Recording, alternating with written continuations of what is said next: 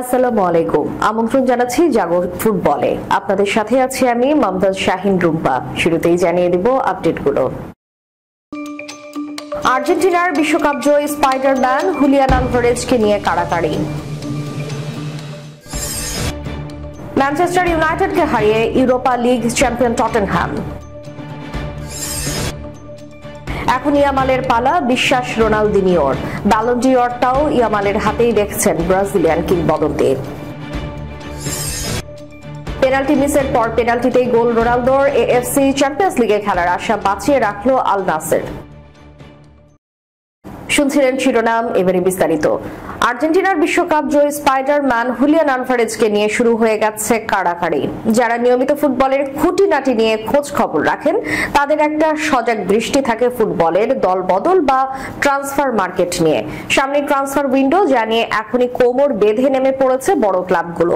Argentine star বয় Julian আলভারেজের ক্যারিয়ারের অন্যতম সেরা সময় পার করছে তার ক্লাব অ্যাথলেটিকো মাদ্রিদ। এবার তারও ওপর নজর পড়েছে আর এক স্প্যানিশ জায়ান্ট বার্সেলোনার। অবশ্য কেবল বার্সা নয়, তাকে দলে ভেড়াতে চাচ্ছে লিভারপুলও। বোঝাই যাচ্ছে ট্রান্সফার মার্কেটে বড় চাহিদা এই আর্জেন্টাইন স্পাইডারম্যানকে নিয়ে। 6 মৌসুমের চুক্তিতে ম্যানচেস্টার সিটি থেকে আলভারেজকে প্রায় 1092 কোটির বিনিময়ে নিজেদের দলে ভিড়িয়েছিল অ্যাথলেটিকো মাদ্রিদ। আলভারেজও নিজের জায়গায় পাকাপোক্তভাবে খেলতে সিটি ছেড়ে অ্যাথলেটিকোয় নাম লিখিয়েছে।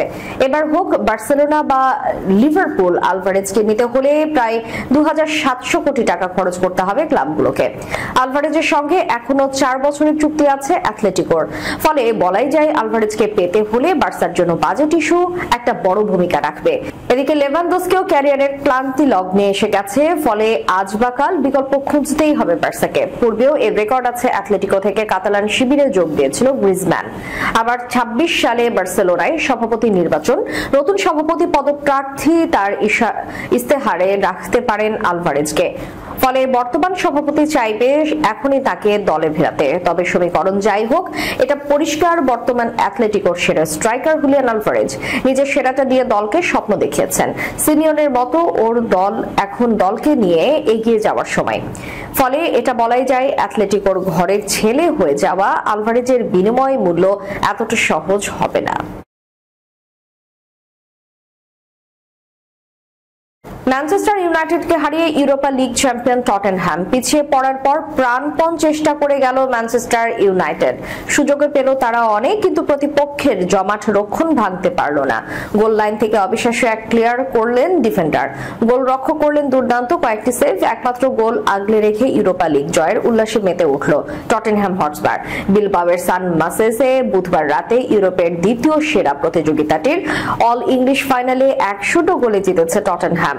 প্রিমিয়ার লিগের পয়েন্ট তালিকায় 16 ও 17 নম্বরে দলের লড়াইয়ে প্রথমার্ধের শেষ দিকে ব্যবধান করে দেওয়া দলটি করেন ব্রেনান জনসন। 17 বছরের শিরোপা খরা কাটানোর পাশাপাশি 41 বছর পর কোন ইউরোপিয়ান ট্রফি জিতল টটেনহ্যাম। একই সঙ্গে আগামী মৌসুমের চ্যাম্পিয়ন্স লিগে খেলাও নিশ্চিত করল এনজো পোস্টেকোগ্লুর দল। এই সাফল্যের আগে টটেনহ্যাম সর্বশেষ কোন শিরোপা জিতেছিল 2007-8 মৌসুম লিগ কাপ, আর সর্বশেষ ইউরোপিয়ান ট্রফি জিতেছিল ইউরোপা লিগেই 1983-84 মৌসুমে। তখন অবশ্য প্রতিযোগিতাটির নাম ছিল উয়েফা কাপ। এবার প্রিমিয়ার লিগে ভালো করতে না পারলেও ইউরোপা লিগের শুরু থেকে ভীষণ ধারাবাহিক ছিল ইউনাইটেড। গোটা আসলে অপরাজিত থেকে তারা পা রেখেছিল ফাইনালে, কিন্তু এখানে আর পারল না হুবেন আমরির দল। শিরোপাহীন মৌসুমও তাদের নিশ্চিত হয়ে গেল। আগামী মৌসুমে তাদের দেখা যাবে না কোনো ইউরোপিয়ান প্রতিযোগিতায়। খেলার প্রথমার্ধের নির্ধারিত সময়ের 3 মিনিট বাকি থাকতে সৌভাগ্যের ছোঁয়ায় এগিয়ে যায় টটেনহ্যাম। বাঁ দিক থেকে ক্রসে 6 গজ বক্সে ব্রেনান জনসনের 5 ছুঁয়ে বল ইউনাইটেড ডিফেন্ডার লুকশোর গায়ে লেগে যখন জালের দিকে যাচ্ছিল, দূরের পোস্টে আরেকবার 5 ছুঁয়ে জালে পাঠান জনসন। ঝাঁপিয়ে পড়েও দলকে বাঁচাতে পারেনি গোলরক্ষক আন্দ্রে ওনানা। 68তম মিনিটে ইউনাইটেড গোল পেয়ে যাচ্ছিল প্রায় মাঝমাঠ থেকে। ফার্নান্দেসের ফ্রি কিক এগিয়ে এসে ক্লিয়ারের চেষ্টায় পারেনি গোলরক্ষক। গাসমুস হোলুয়ানের হেড জড়াতে যাচ্ছিল জালে, কিন্তু গোল লাইনে অনেকটা লাফিয়ে অবিশ্বাস্যভাবে পা দিয়ে বল ক্লিয়ার করেন ডিফেন্ডার মিকি ফন দেফেন। টটেনহ্যামের এই জয় গোলরক্ষকের অবদান অনস্বীকার্য। এখন ইয়ামালের পালা, বিশ্বাস রোনালদিনিওর। ব্যালন ডি'অরটাও ইয়ামালের হাতেই দেখছেন ব্রাজিলিয়ান কিংবদন্তি। একটা সময় বার্সেলোনার জার্সিতে আলো ছড়িয়েছেন রোনালদিনিও। এরপর লম্বা সময় ধরে জাদু দেখিয়েছেন লিওনেল মেসি। সময়ের পরিক্রমায় সেই পতাকা এবার উঠেছে লামিনে ইয়ামালের কাঁধে। দ্যুতিময় ফুটবলে দারুণ আগামীর ইঙ্গিত এই তরুণ দিচ্ছিলেন প্রতিনিয়তই। ব্রাজিলিয়ান কিংবদন্তি রোনালদিনিওর তাই মনে হচ্ছে সময় এখন ইয়ামালের। বয়স এখনো 18 পূরণ হয়নি ইয়ামালের, কিন্তু মৌসুম জুড়ে ঝলমলে পারফরমেন্সে তিনি নজর কেড়েছেন সবার। প্রশংসার স্রোতও তার দিকে বইছে অবিরত ধারায়। ইয়ামালের মধ্যে মেসিকে দেখছেন অনেকে। আর্জেন্টাইন মহাতারকার সঙ্গে তার তুলনাও হচ্ছে হরহামেশা।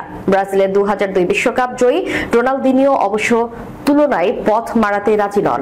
স্প্যানিশ ক্রীড়া পত্রিকা মার্কার সঙ্গে আলাপকালে তিনি বলেন, প্রাপ্তির চূড়ায় পা রাখার সব সম্ভাবনাই আছে ইয়ামালের।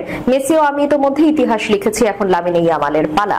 এখন অব্দি এই তরুণ বয়সের এতটা মেধা নিয়ে এসে যা দেখিয়েছে অসাধারণ।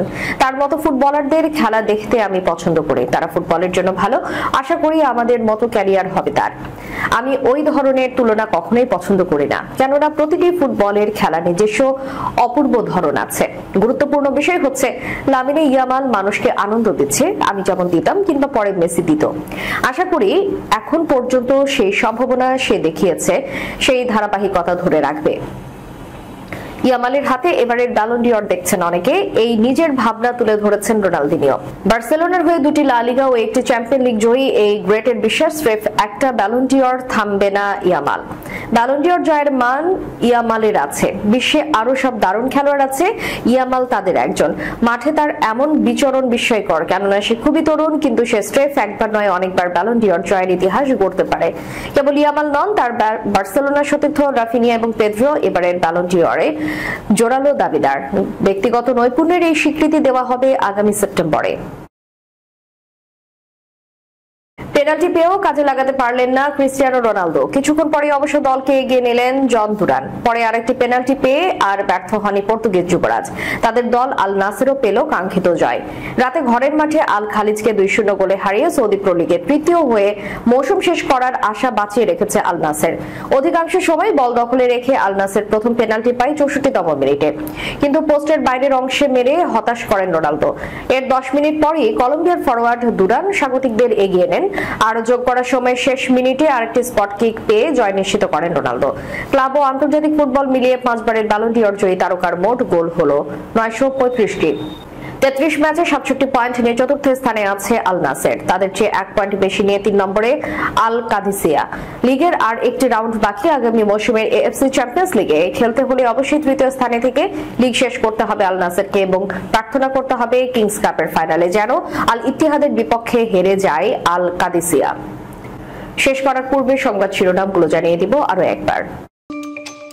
আর্জেন্টিনার বিশ্বকাপ জয়ী স্পাইডারম্যান হুলিয়ান আলভারেজকে নিয়ে কাড়াকাড়ি। ম্যানচেস্টার ইউনাইটেডকে হারিয়ে ইউরোপা লিগ চ্যাম্পিয়ন টটেনহ্যাম। এখন ইয়ামালের পালা, বিশ্বাস রোনালদিনিওর। ব্যালন ডি'অরটাও ইয়ামালের হাতেই দেখছেন ব্রাজিলিয়ান কিংবদন্তি। পেনাল্টি মিসের পর পেনাল্টিতেই গোল রোনালদোর। এএফসি চ্যাম্পিয়ন্স লিগে খেলার আশা বাঁচিয়ে রাখলো আল নাসের। এতক্ষণ আমাদের সাথে থাকার জন্য ধন্যবাদ। আল্লাহ হাফেজ।